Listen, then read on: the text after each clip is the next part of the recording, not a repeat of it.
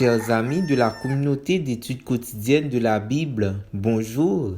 Quel plaisir de vous saluer en ce 22 mars 2024 pour continuer à partager avec vous la méditation quotidienne pour adultes tirée du livre Dieu est ainsi, portrait de la grâce et de l'amour divin écrit par Roberto Herrera.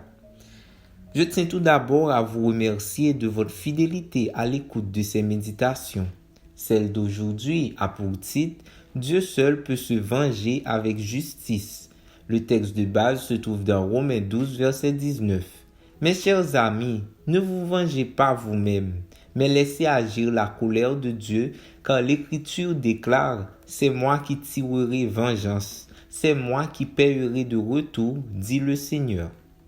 La vengeance est un instinct humain. Elle consiste à répondre à une offense ou à un préjudice par un autre méfait. La vengeance, comme nous le savons, n'est pas en harmonie avec les principes de l'Évangile qui promeut le pardon et l'amour des ennemis. Voir les paroles de Jésus sur la vengeance dans Matthieu 5, versets 38 à 48.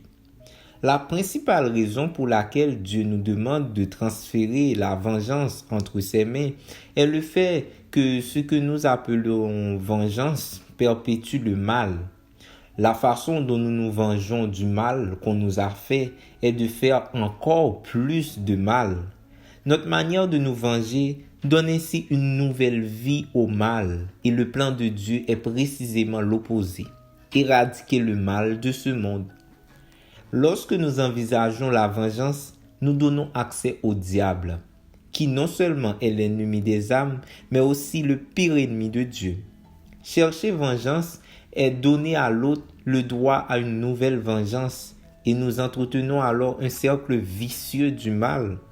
Voulant nous libérer de ces chaînes, Dieu nous rappelle qu'il est le seul à pouvoir exécuter la vengeance.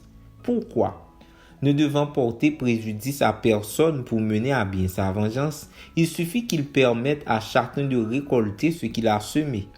Puisque lui seul est parfait et donc habilité à juger sans équivoque et en faisant véritablement justice à toutes les parties, puisqu'il aime tout le monde. Il n'est pas aveuglé par la haine, ce qui lui permet d'agir à des fins de salut et de rédemption. La vengeance de Dieu ne perpétue pas le mal, il l'élimine. La vengeance de Dieu ne ravive pas la haine, elle y met fin.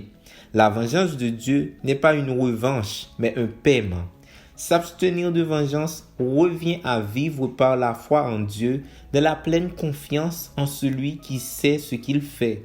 Le juste vivra par la foi, dit Romains 1, verset 17, et non par les émotions et les sentiments.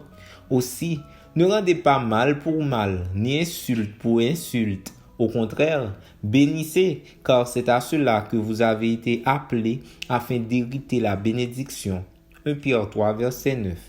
Prenez garde que personne ne rende le mal pour le mal, mais recherchez toujours le bien, soit entre vous, soit envers tous. 1 Thessaloniciens 5, verset 15. Laissons la place à Dieu, le seul qui sait agir avec justice. Merci d'avoir suivi cette méditation. Nous vous donnons rendez-vous pour une autre occasion. Je vous souhaite une très bonne journée.